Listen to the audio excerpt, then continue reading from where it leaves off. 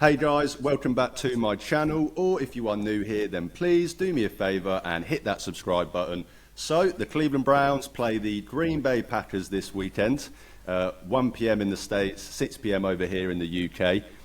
I'm a big fan of 6 p.m. games, not sure if you're a big fan, Nathan, but Of course. I'm a big fan of them. You're probably not used to too many 6 p.m. games as a Packers fan. Yeah, during the peak Rodgers era, we were always the late game, which was an absolute pain in the backside. But since he's left, we've been a bit more. We've been on the early windows a lot more, so it's been easier to watch. I bet. But introducing Nathan, he is joining me today to talk from the Packers' perspective. Fellow writer at the Huddle UK, obviously for the Packers. I haven't actually brought that up on my podcast yet because I'm not very good at self-promotion. So if anyone doesn't know, I do write for the Huddle UK, for the Cleveland Browns, as does Nathan. You can go check out his stuff for the Packers as well. But going to just talk a little bit about this game, bit about the Packers going up against the Browns. But before we get started, Nathan, thank you for coming on. How are you on this fine, pretty warm Friday evening for September in the UK? Yeah, I'm good. I've got a hoodie on, so I just went to walk the dog, but it's actually it's actually really warm still. So, I mean, that's just English weather for you. But no, I'm all good. All good. Looking forward to another weekend of sport. A lot of good college games tomorrow. A lot of good games coming up on Sunday. So yeah. Who's your college team? It's the Buckeyes, actually. Sticking with Ohio, yeah. Love it. Yeah. Obviously, we're on bye this week, so but as you said, there are plenty of other good games, always are in college football.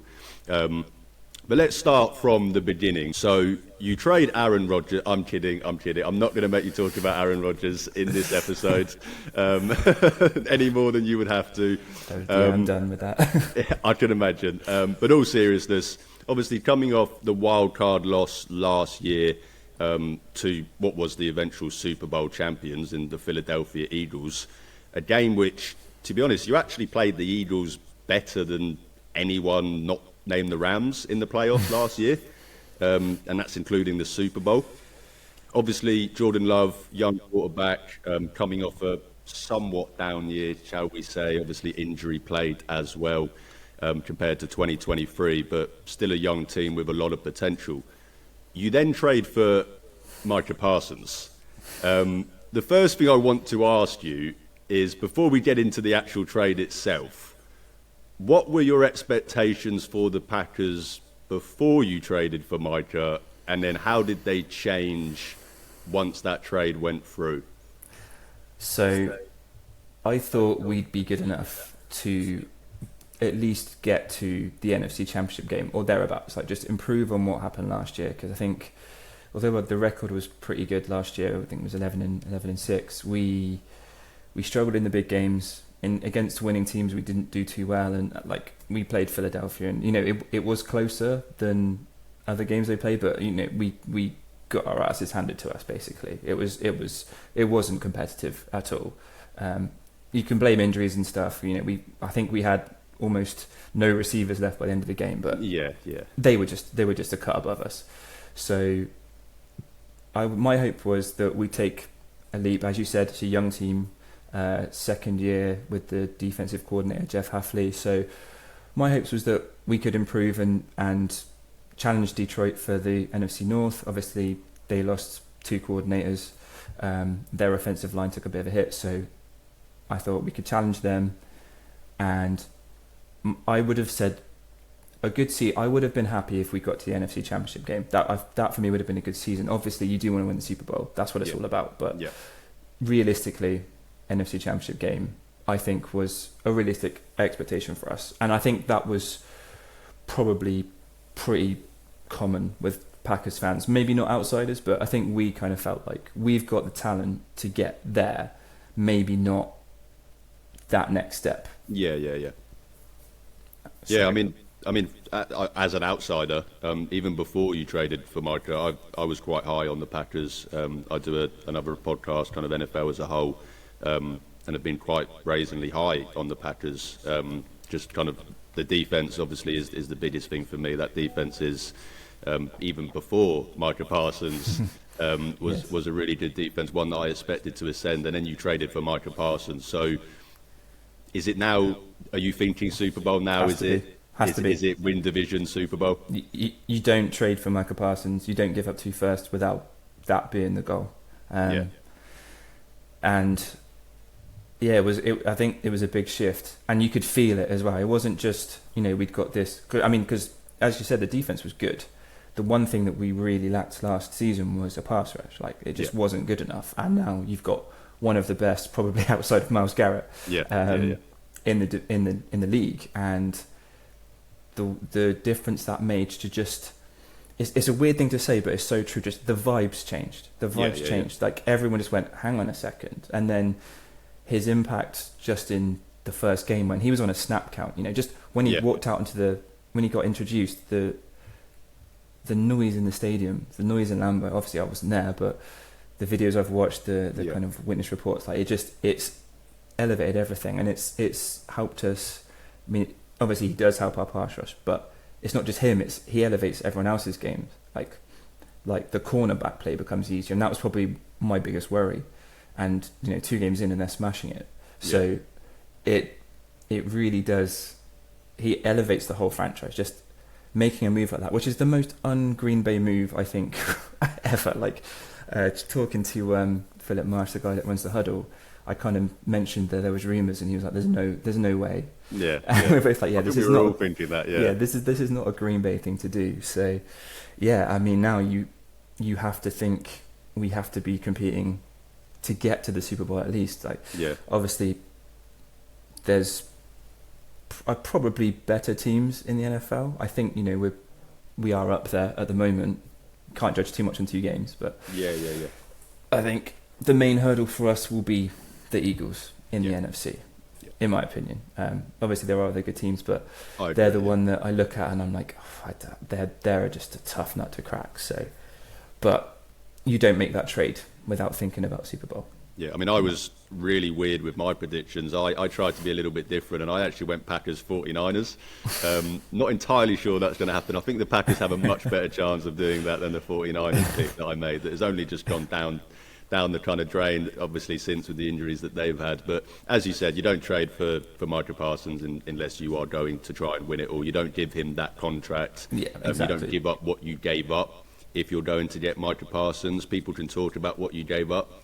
But you're not finding a Micah Parsons in the next 2 drafts, whether you have 5 first-round picks or no first-round picks. I mean, you do that trade every day. Yeah. As much as I love Kenny Clark as well. Yeah. And Packers are big fans of their picks generally. So yeah. When I saw because I saw we traded for him, and I thought brilliant. But then my thought was, what have we given up to get that? And I saw, and I was like, is that it? I'll be honest.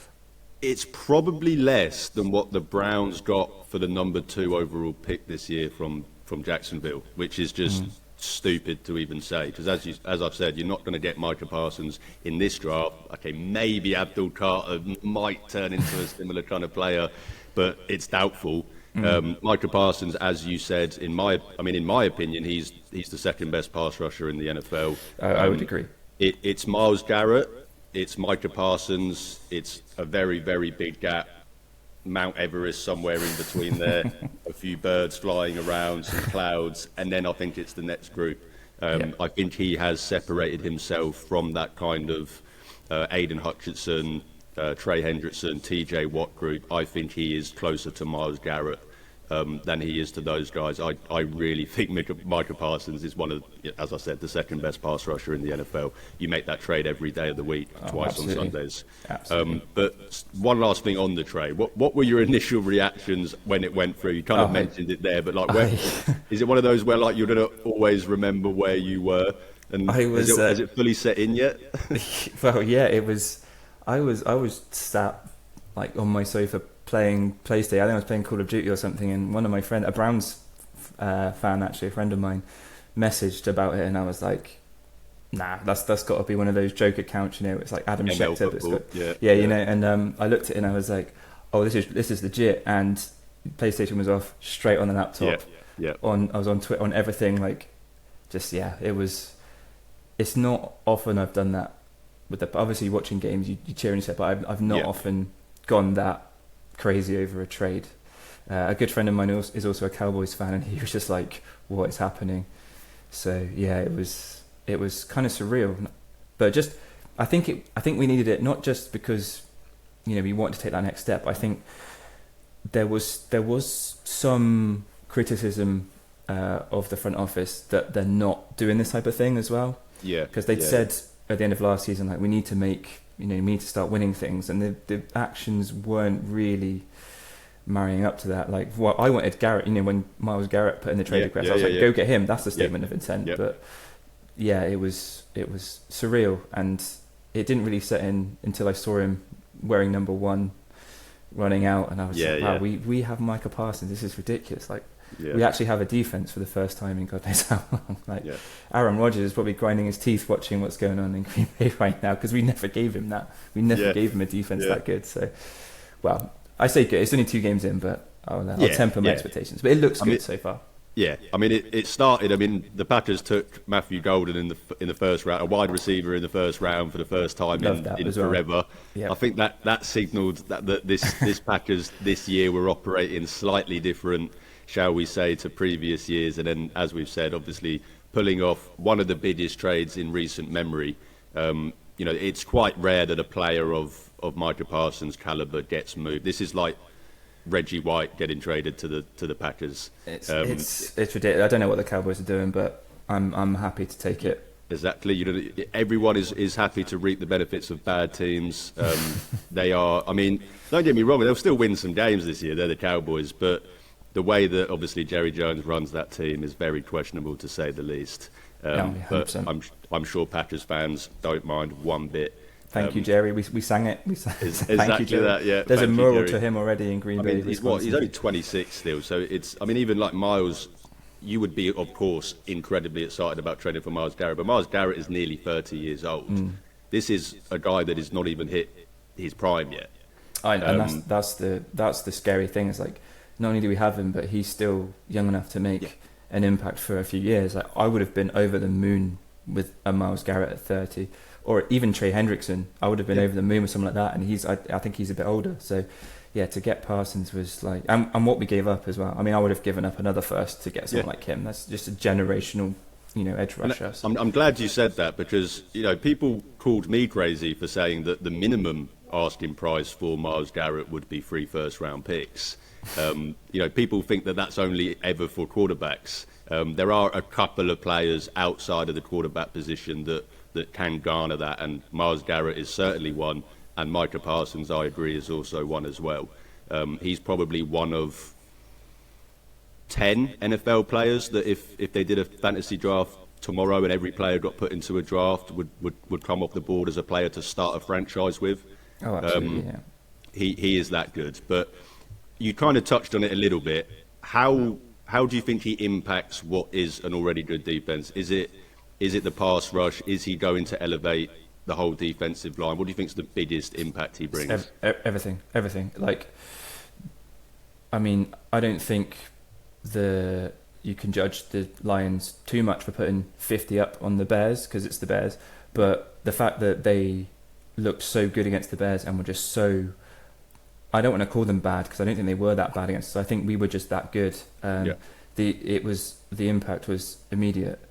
And it's definitely the D-line has really benefited. Like Lucas Van Ness, who really needed a big year this year, he stepped up. Rashawn Gary, who within his own rights is a good pass rusher, but he was the one that would normally get a bit more attention and wouldn't quite get home. He's getting free. Devontae Wyatt, they're kind of playing the nose tackle. He's looking better. Like, it's just so different.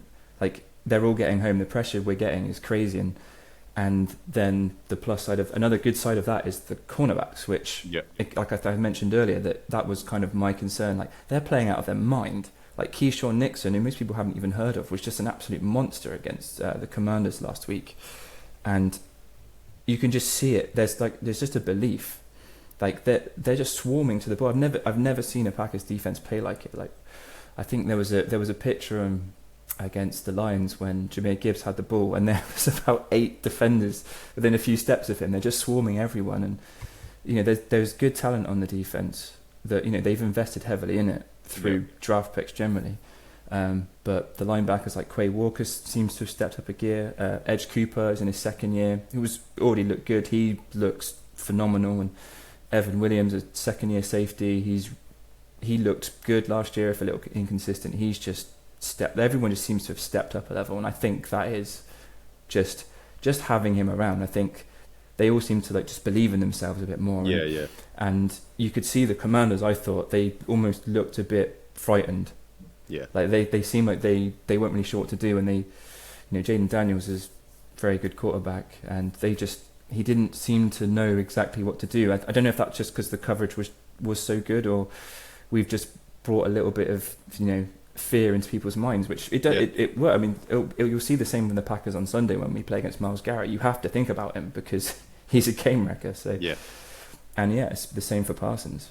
Yeah, and I'll keep saying it, but there's only few of those players, and as you mentioned with Rashawn Gary, like he's a good player, but it's kind of like a Brady Garrett over at Atlanta in his prime. You can be a good pass rusher, but if you're not an elite pass rusher, but you're the best pass rusher on your team, you're getting the most attention. Yep. It's quite hard, as you said, to get home, and that's why these guys do kind of have the smaller sack numbers. Yep. Now you put Micah Parsons on that defense that is going to command the most attention every single week. Opposition offenses, the first thing they're going to be talking about is Micah Parsons, same as we obviously have the luxury of that with Myles Garrett. That then frees up everyone else across the defensive line. I mean, look at the Browns this year. Isaiah McGuire, he's having a great year, statistically having a better year than TJ Watt with his pass rush win rate and stuff like that. That's just because of how much these guys get freed up because of having Myles Garrett, because of having a Micah Parsons. And you mentioned the cornerbacks. Faith is one thing, but also the quarterback has to get that ball out fast when you have Micah Parsons running at you.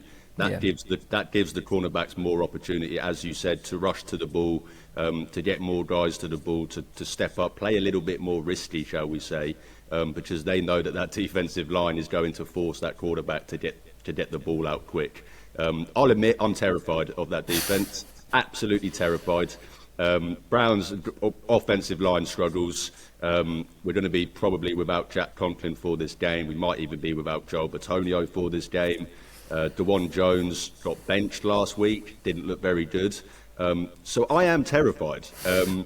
So focusing on the game itself and sticking kind of with the defence, as I've mentioned obviously there with the offensive line, I'm sure you've seen how the Browns offence as a whole has struggled through their first two games, despite some promising performances from some of their rookies, such as Harold Fannin, Dylan Sampson, Quinshon Judkins. But as I said, they've sucked, if we're being nice. Is there any concern coming up against this Browns offense, or do you see the Packers comfortably dealing with them and keeping them in check? I mean, if I can only judge from the first 2 weeks, no, I'm not too worried. But you never know. You just don't know. Like Quinshon Judkins is just a fantastic back, and he's probably a bit too early in his career, but he's good enough to cause damage. If you can get the ball into his hands and he gets just that little bit of space, he's capable of causing damage. But yeah, I mean, I've watched both Browns games back, and yeah, it's not the best viewing. No, it's quite a hard watch. Yeah, Flacco being 300 years old and not very mobile is probably going to work in our favour, I think. Yeah. Because I think we'll know that Parsons is going to win. I'm not sure if he'll still be on a snap count. I honestly don't know. I hope he is. Yeah, part of me does too. I just make sure that back stays healthy. Yeah. But I'd be pretty confident that we can win up front and get to Joe Flacco. And even if we give up the odd play, there's still talent in that Browns offense. If we give up a big play, fine, but I'd still be pretty confident we could hold you. Yeah. But any given Sunday, you don't know. But the offense isn't what's given me nightmares about the game on Sunday. I can certainly imagine that. And you say big plays. I doubt there'll be many explosive plays. I think we've had about 4 explosive plays in the last 20 games. If it's anything, it will be an 8-minute drive that results in a 1-yard touchdown. That will be the points they do get if they do get them. But obviously, as you said, you have every right to not be concerned about this Cleveland Browns offense when you have a Packers defense as good as yours. But for the Browns fans out there trying to find some hope, what area of the Packers defense would you say is the weakest? What is there any area you think that can be exploited? I still think, I just praised them a lot. I still think the corner is probably where we are weakest. But Yeah. I say that, and then like Keyshawn Nixon, who seems to be cornerback one, which was just a crazy thing to think of. It just he was unbelievable against Washington. But I think that would probably be where I target. But it's hard to say because just through two games we just were so dominant. Yeah. I think the touchdown we gave up to the Lions was an unbelievable catch by the rookie. I can't remember his name. Tesla, I think his name was. Yeah. But that was in garbage time. The game was over, and Yeah. similar to Washington, they got a touchdown late, and the game was all but done. So, yeah, I honestly couldn't say. Typically, we tend to be a good team to run against, but even that doesn't really seem to be doing much. I think it's only the Packers and the Browns that have allowed less than 100 yards in two games so far. Weird. So yeah, I think we're 91, you're 94. Yeah, something like this, just which is so really good, so really good. So yeah, I don't know what to tell you. I'm not on a good offensive mind. So don't worry, I didn't expect you to come on here and say, "Oh well, you can beat us in this part of the defense." I mean, I've been trying to poke holes in this, and I can't find much to poke holes in, shall we say? I'm sure that won't last long either. But you know, the Browns are going to have their work cut out for them. I mean, the Lions have got a very good run game, and they were unable to run the ball on you guys. We have a terrible run game.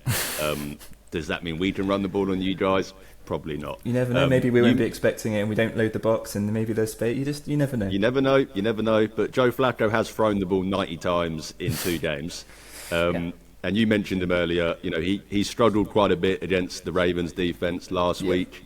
You know, looked a little bit like a statue. Looked every bit of 40 years old, shall we say? You know, not all of them were on him, but there were some sacks where most quarterbacks in the NFL can probably extend that play a little bit longer. But Joe Flacco, being 40 years old and not very mobile, obviously can't.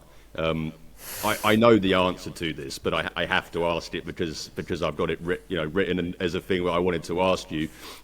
Is there any concern that Flacco can maybe find some of that form that we've seen sometimes with him on the Browns? I mean, week 1 he was actually, you know, other than the interceptions, which if I'm honest weren't actually his fault, he wasn't too bad. Is there any concern that Joe Flacco can maybe sling the ball a little bit, or do you just think the Packers pass rush are going to just overwhelm him?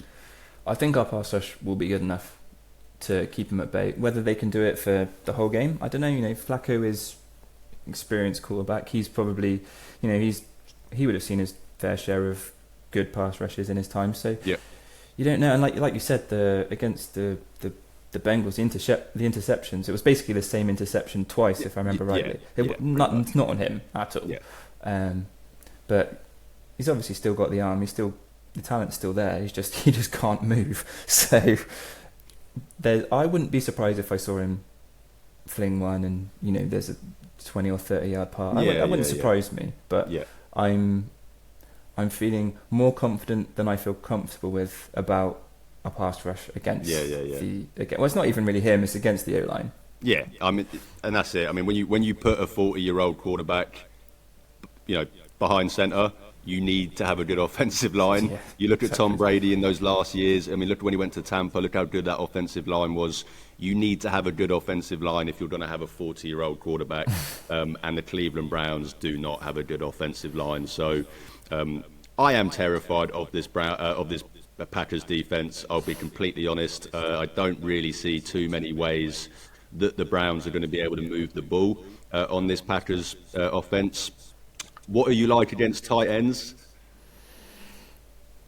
Well, again, traditionally they seem to be the ones that hurt us. Like I remember we won the game, but we played the Cardinals last season, and McBride, who's a fantastic tight end himself, was just always free, always open, and he's got such a ridiculous catch radius. And that one always sticks out in my mind. So, in fact, one of the things I kind of thought of after I said it was maybe just quick out to the tight end, and utilize them just to get a few yards. That might be the best bet. I think Harold Fanning and Njoku are probably the Browns' only chance of getting some big plays in this game. We like to move Harold Fanning around. He lines up all over the field. Hopefully get a matchup that we like with him. And if I'm going to be positive, because I'm a Browns fan, I have to at least say something nice about my team. If they can get the run game somewhat going, you mentioned with Quinshon Judkins, he looked pretty good in what was his first game. He only practiced once in 3 months before that game, obviously with his off-the-field issues. So for him to look, show that good signs in one game coming off that, hopefully with a full week of practice, they can get this run game somewhat going, which is if that's the case and Joe Flacco can rely on play action, then we might be able to score a touchdown. Moving on to the Packers offense, which, the Packers defense is terrifying. The Packers offense, now, I've been trying to poke holes in it. As I said, with the defense, I've not been able to poke any holes, I'll be completely honest. That's one of the best defenses in the NFL. But when trying to poke holes in your offense, I would say that my biggest takeaway, and you can tell me if I'm completely off here, is that it does seem to be a bit streaky at times, shall we say. When Jordan Love is on, he's fantastic. You have plenty of playmakers on that side of the ball. Obviously, when healthy, we'll get into some of the injuries.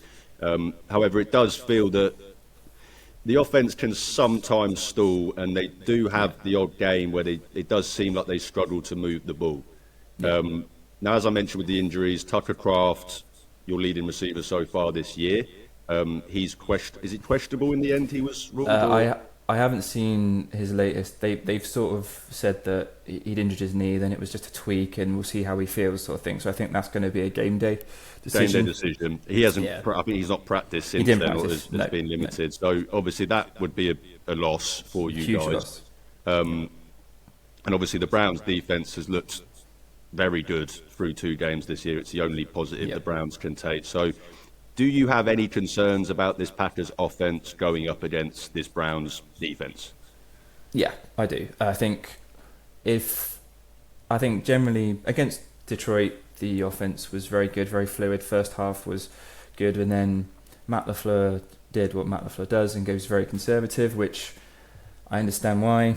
You're trying to, bleed the clock a little bit, but when you're only taking off a minute or two when you're punting, and then, if the other team score, then the momentum starts to shift. It's one thing I'm not a huge fan of with Matt LaFleur, but I understand why. Yeah. So we've had those kind of lull in both games. I think you've mentioned it. And one thing we've really struggled to do is get Josh Jacobs going. And that's last year our offense was Josh Jacobs. It was him. Jordan Love was hopping around most of the season. Yeah. And I think both the Commanders and the Lions just loaded the box, and we couldn't get him going. It wasn't until late in the game when, Love was kind of slinging it around that he got a bit more freedom. But I think his yards per carry is like 2 or 3. It's not a lot. So I will be punching myself hard in the leg if we start with a run pass, which I think we probably will, because my feel is that I think we just have to really, really attack, because if we're just going to run, I mean, Derrick Henry looked completely normal last week against you guys. Like, that run defense is, the run and the pass defense is just no joke. So I am a little concerned. Love, as you said, he is a streaky kind of quarterback. When he's in rhythm, he's just unstoppable. But even then, he'll still have these there needs to be a name for it. He just goes baby brain and just does ridiculous things. Like, he did it against the Lions, where he was brilliant all game, and then just had these 2 plays in a row where he just one was picked off, but it was brought back, and one should have been picked off. And he just has this moment where he just doesn't think, and he just does stupid stuff. So he's prone to that. So that concerns me, because my view on Love is that when he is under a lot of pressure, he can panic. You saw it against the Eagles in the playoffs last year, and he will be under pressure. There's no doubt. Like, our offensive line has been good, but he will be under pressure at some point.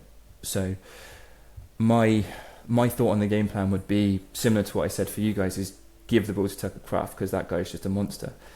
If he's not there, it becomes a lot different. So I think we're going to have to. I think it's going to take Matt LaFleur being very clever. He's a good offensive mind. Yeah. We had a few trick plays. We had a rookie, Savion Williams, kind of did like a double fake reverse, and we had a few like receivers in Wildcat. And I think this is a game to try and get Matthew Golden going because he wins every time. Yep. Whether Love has the time to throw to him, don't know. But I think I would look for Golden early and just set the stall up like we're not afraid to throw.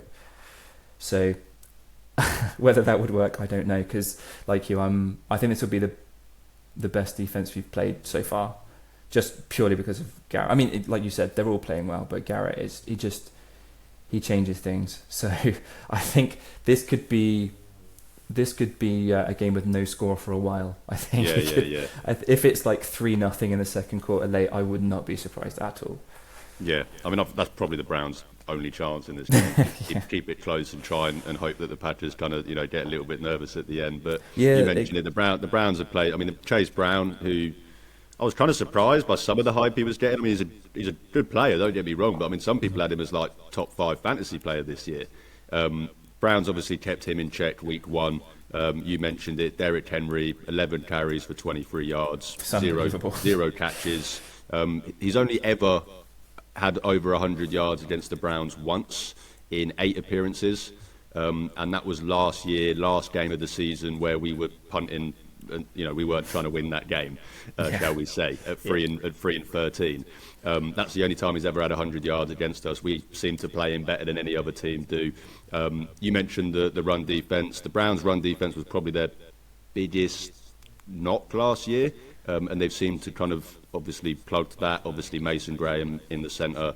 Malik Collins has actually been really good in run defence as well, so when you brought in more for his pass rush upside, but he's been good as well. How do you see the Packers O-line holding up against the Browns defensive line? I know, is it Zach Tom is questionable this game? Yeah, I think it does depend on Tom, because I think Tom is a very good right tackle, but even with him being as good as he is, I think you can't contain Garrett. Is just he's a game maker. So not having Tom, I think they kind of rotated, but the main replacement for him was Anthony Belton, who was a rookie. Yeah. And Godspeed to him if he's up against Myles Garrett, because Baptism by fire. I would be circling Belton the whole game. Yeah. The O-line has been good against Detroit. Love had so much time. He could have had a cup of tea back there. He had so long to throw the ball. Yeah. So I'm fairly confident they can give him enough time to get the ball out. But you just don't know. I think it's not just Garrett. Like you said, I think the whole front for Cleveland's been really good. Mason Graham was a really, really good pick.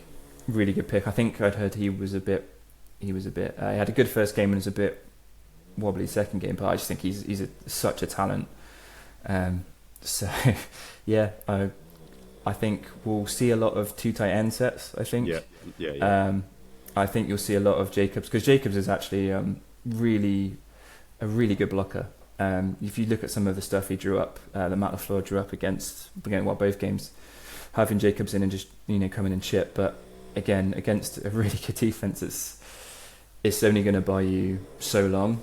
Yeah. But Love's got an arm. One thing he does have is an arm. So quick release as well. Yeah, exactly. So fingers crossed we can draw something up with. I imagine we'll see a lot of 21 personnel, personnel, whether Kraft's there or not. Yeah. And then maybe just I imagine we'll be seeing a lot of stuff in the slot, just quick passes. Luke Musgrave, if he's around, he's he's quite tall and quite quick. He's not a good blocker, but I imagine if Kraft's out, Musgrave will probably be the one to just try and give him the ball, just run forwards. Get what you can. But I do think the game plan probably should be to just try and gas your defense as much as you can. Take the short wins. Love does like to yeet it. He's got that kind of Brett Favre mentality in him, which I'm fine with. But I think as the game goes on, just try and tire out your defense. Short wins, take 4 or 5 yards. Go for it on 4th and 1 if it's there. Just really try and tire them out, which I think will probably probably be your strategy for us as well. Just gas them out. So Yeah. it's going to be a really fascinating game. I'm really excited for it.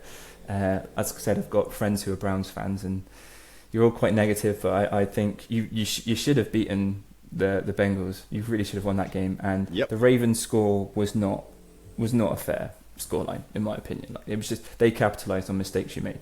Yeah. Well, I appreciate it. I mean, this is the best Browns defensive line that Myles Garrett has had. There's a lot of, because I think outside of Cleveland, because we haven't got Jadeveon Clowney or Zadarius Smith, that kind of bigger name next to Myles, they don't think it's as good.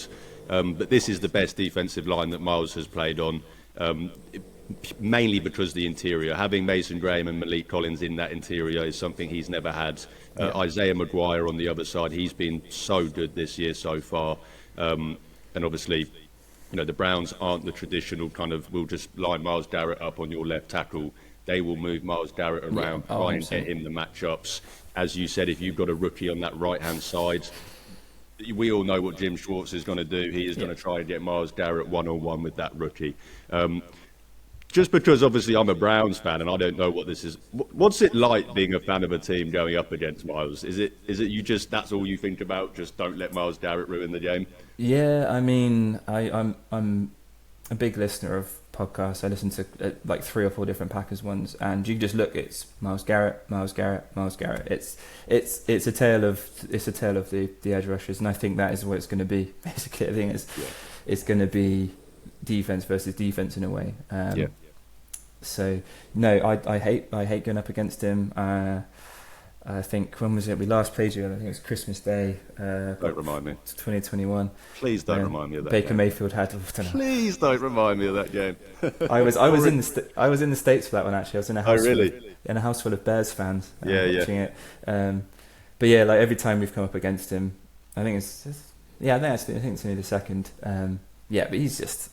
I always say to like anyone that plays the Browns, because it's almost seen as like a gimme sometimes with the Browns. I'm like, with Myles Garrett, you just don't know, because the guy's just is an animal. Him and Micah Parsons can just do things that human beings aren't supposed to be able to do. Like a man that size should not move that quickly. It's scary. He should be studied. He's just a monster. Genuinely, I mean, I always say he's the closest thing we have to a real life superhero. It generally is just insane. Someone that, I mean, everyone likes to say he's 275. He was 275 as a rookie.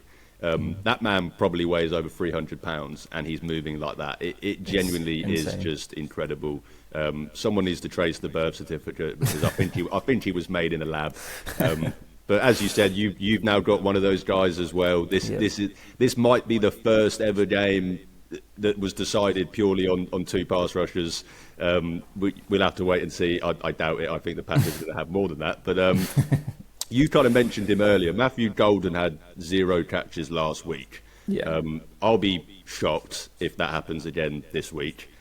Is there any concerns with him or how you get him the ball, or is that just people reading the box score and not properly watching the game?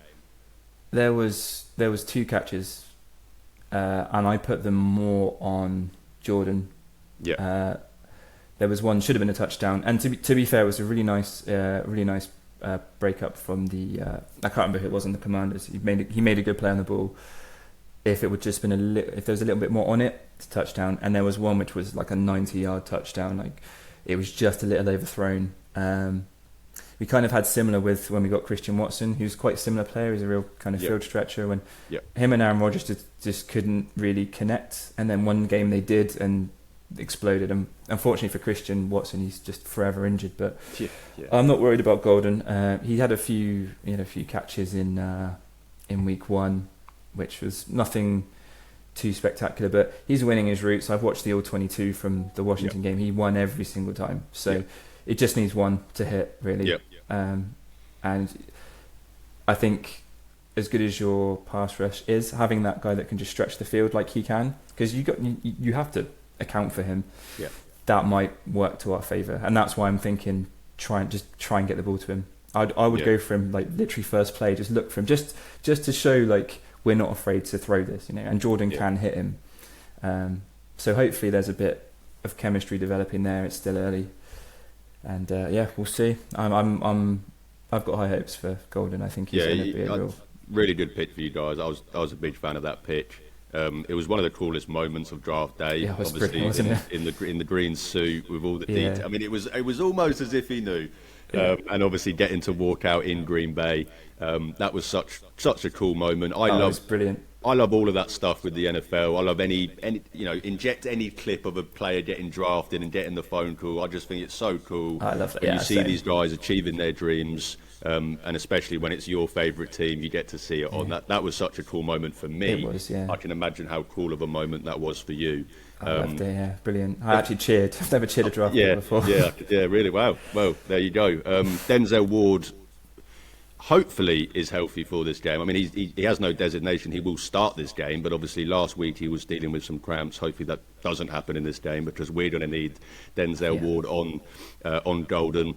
That's our best chance of limiting Golden. Denzel Ward, in my opinion, is a top 5 corner when he's on his day. So hopefully he can be healthy for this game, and that's our best chance of obviously keeping him in check. But finally, on the kind of Packers offense going up against the Browns defense, you also lost your leading receiver from last year for what I think is a large portion of the year with Jaden Reed with the foot injury. Obviously, we mentioned earlier Tucker Kraft might not play in this game. Christian Watson, as you mentioned, he is injured. So if all 3 of those guys are out, that is all 3 of your top 3 receivers from last year in terms of yards.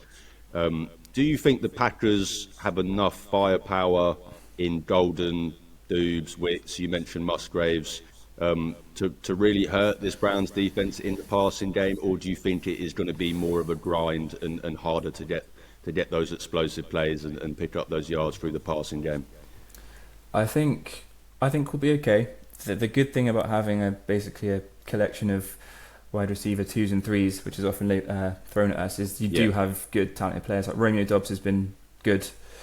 He's mostly played on the outside, but he's done well. Dontavian Wicks has learned how to hold on to the ball, so that's been a real asset for us.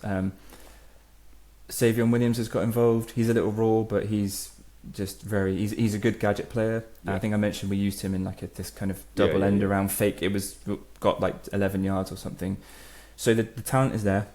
The biggest miss will be Tucker Kraft for me, because I think he's Jordan Love's guy. I think your quarterback needs a guy like we knew for Rodgers. We had like Jordy Nelson and Devontae Adams. I think for Love, it's going to be Tucker Kraft for now. I think it could be Golden, but Kraft was just a monster against Washington, and he just has that kind of yards after ability that we don't have on our team. So I would rather, if Kraft's hurt, I'd rather rest him, because we're going to need him for the season. And Musgrave he's a good tight end. He seems to trip over his own feet a lot.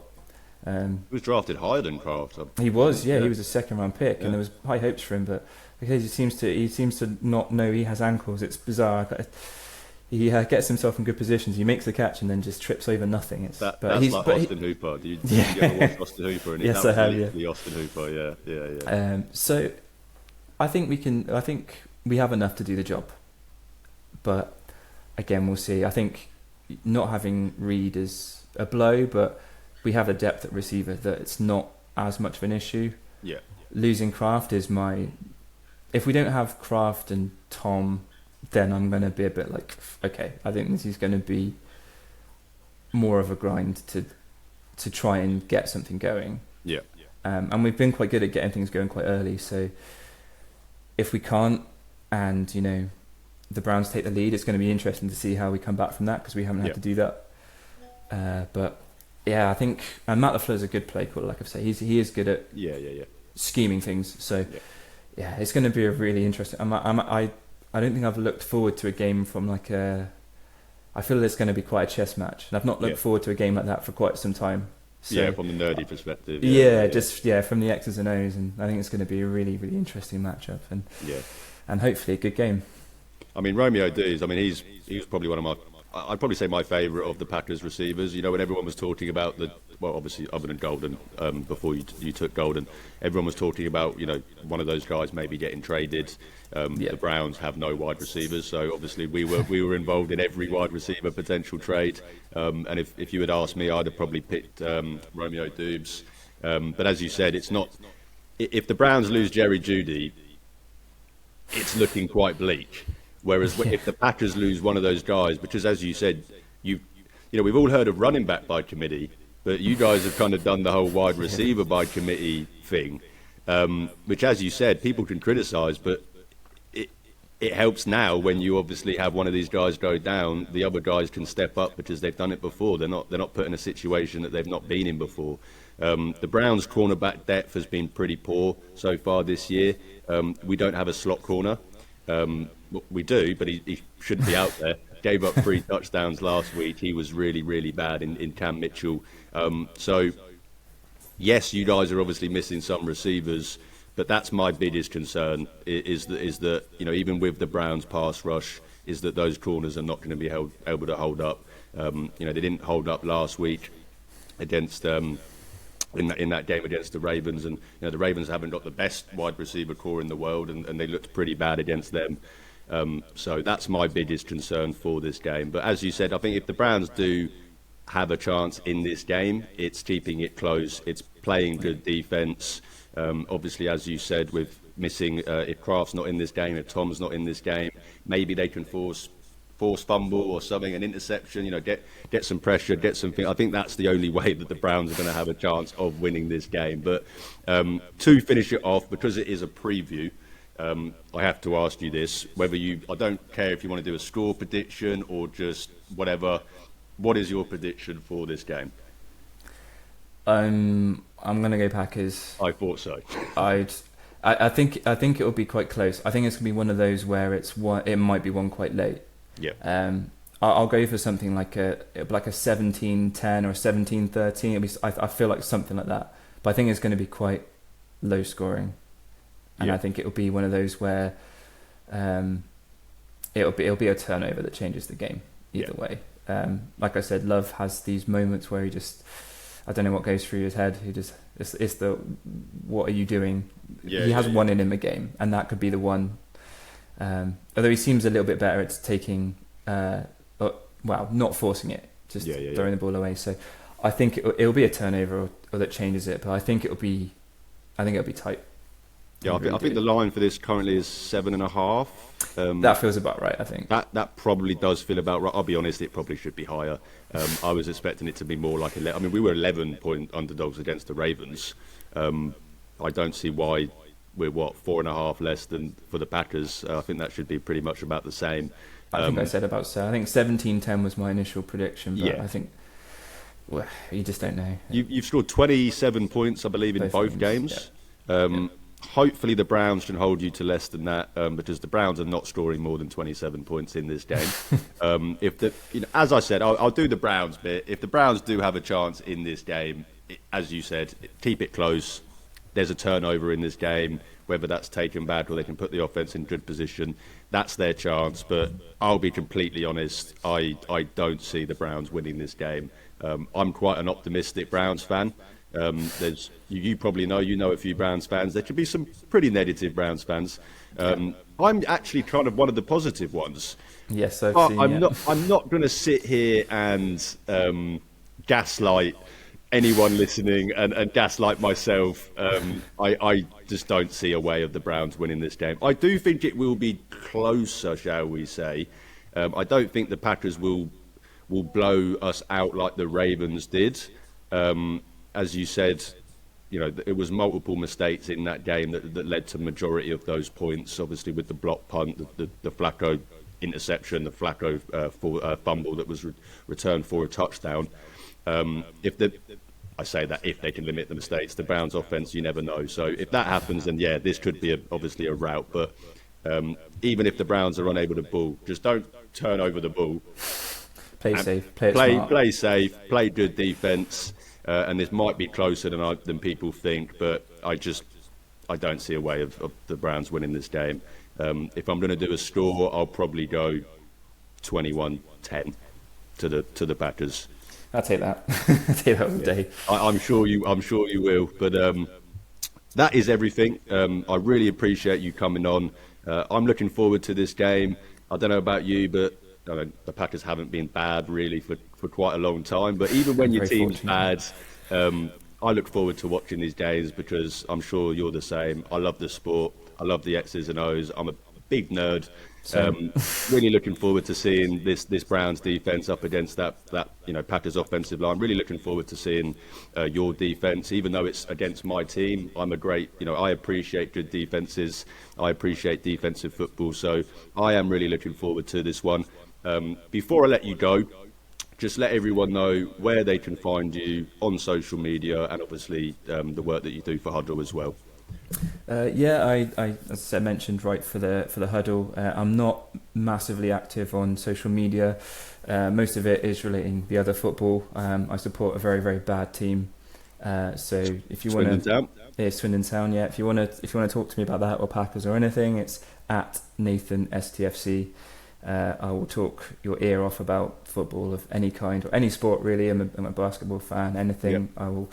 I will chat your ear off, but not the most active on social media. Trying to change that, trying to promote more Huddle stuff. But yeah, if you go to the Huddle, want to read anything Green Bay, I've had some controversial opinions on the tush push and and other things. So yeah, feel free to check anything out. Yep, I will link in the description to this video to the Huddle page where you can find Nathan's work on the Packers. I will start linking my own stuff in the future because I don't know how I've managed to not even promote my own thing. I think it's because most of my audience is American, and I think asking them to listen to a British guy talk about their favourite team is already quite a big big ask. Asking them to also read my articles might be an even bigger ask. But in the future, guys, I will put my articles, the link for it, which you can also, from that link, go and find Nathan's stuff as well on the website. Just obviously search the tab for the Packers. As you said, some controversial opinions, but some really, really, really good articles. I've read quite a few of them.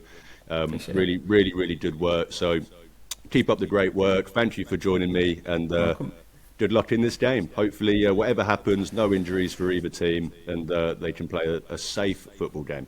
Yeah, good game of football, and I'll see you at Tottenham, where hopefully you'll beat the Vikings. So. Hopefully. Someone made a very good joke to me the other day. They said, I can't imagine anyone in England would be supporting the Vikings, would they? And I thought, well, we do have quite a complicated relationship with our former colonisers, shall we say, in the Vikings. But no, I'm looking forward to that one. I will hopefully see you there. I'll be full Browns. I'll be full team Browns that day. Looking forward to seeing everyone there. Looking forward to seeing anyone that is listening that is coming down for the game. But that will do it for now, guys. Thank you so much for watching. If you do enjoy my content, check the description, the links, all of that good stuff. But Nathan, thanks again, and enjoy the game.